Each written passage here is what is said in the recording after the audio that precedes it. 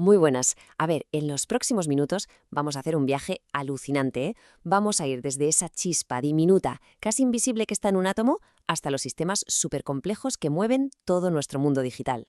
Vale, pues vamos al lío. Esta va a ser nuestra hoja de ruta. Primero nos meteremos en el alma eléctrica de un ordenador. Luego veremos las reglas básicas de la atracción. Después, cómo se domina el flujo de energía. Y para terminar, cómo todo esto, ¡pum!, se transforma en computación. A ver, casi todo el mundo usa un ordenador a diario, ¿verdad? Pero, ¿alguna vez nos hemos parado a pensar qué es lo que de verdad lo hace funcionar? O sea, ¿cuál es esa fuerza invisible, esa magia que pasa ahí dentro de la caja? Bueno, pues para entender esa magia, lo primero es lo primero. Hay que responder a una pregunta que parece simple, pero es clave. En el fondo, ¿qué es un ordenador? Pues, da igual el tamaño, ¿eh? Ya sea un smartwatch o un superordenador gigantesco, al final todos siguen el mismo patrón, un modelo súper sencillo de 3 pasos. Reciben datos, los procesan y finalmente dan un resultado. Y aquí viene lo bueno, la clave de todo. El lenguaje que usa un ordenador no son palabras ni nada de eso, son solo ceros y unos. Y esos ceros y unos en realidad son algo tan simple como hay corriente o no hay corriente. Así de fácil. Por lo tanto, está claro, para entender cómo funciona un ordenador, primero hay que entender la electricidad. Venga, pues vamos a viajar al micromundo, ¿no? A meternos a nivel de las partículas subatómicas, para ver de dónde sale todo esto, para descubrir las reglas del juego que lo gobiernan absolutamente todo. Vale, pensemos en ello. Todo, absolutamente todo lo que vemos, está hecho de átomos. Y dentro de cada uno de esos átomos, para lo que nos interesa, hay dos jugadores principales: los protones, que tienen carga positiva, y los electrones, que tienen carga negativa. Y lo interesante es que estas cargas siguen una regla súper simple, pero que es la base de todo. Las que son iguales se repelen, se empujan para separarse. Y las que son opuestas se atraen. Así de sencillo. Y esta es la base de toda la electricidad. Claro, que esta interacción no es porque sí, no es aleatoria. Sigue una ley muy precisa, la ley de Coulomb, que en pocas palabras lo que hace es cuantificar esa fuerza, nos dice con qué intensidad se atraen o se repelen esas cargas. Y esto, claro, sienta las bases para todo lo que viene después.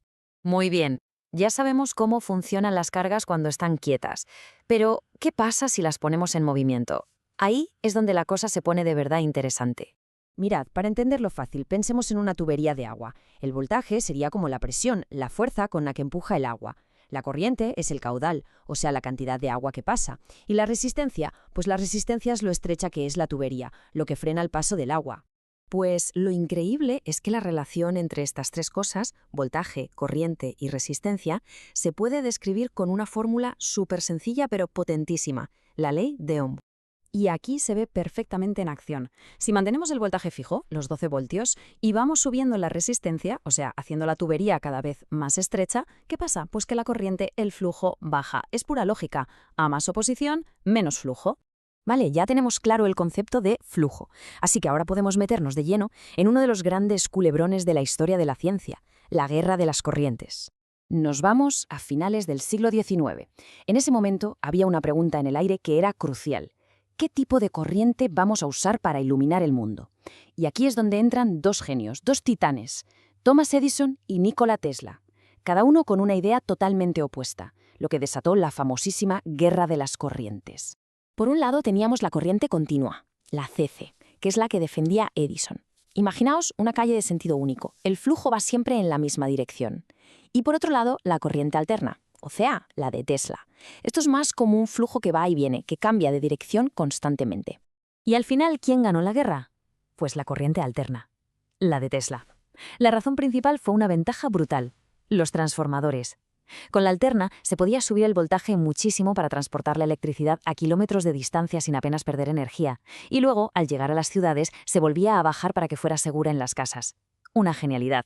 Bien, ya entendemos el flujo, la corriente. El siguiente paso lógico es ver cómo se organiza y se controla todo ese lío.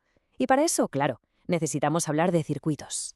Porque claro, no todos los circuitos son iguales. Hay dos tipos básicos. A la izquierda está el circuito en serie. Todo va en fila, uno detrás de otro. La corriente solo tiene un camino. ¿El problema? Que si algo falla, como una bombilla de esas luces de Navidad de antes, se apaga todo. A la brecha, en cambio, está el circuito en paralelo.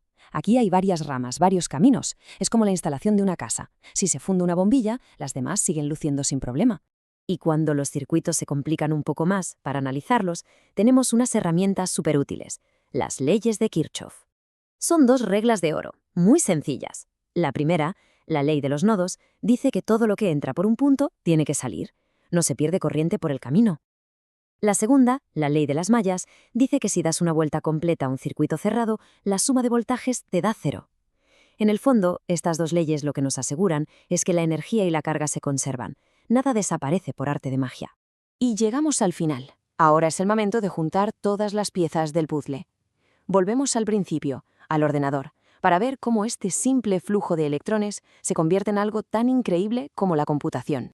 Parece mentira, pero todo ese mundo complejísimo de la informática moderna al final se basa en la idea más simple posible, un interruptor.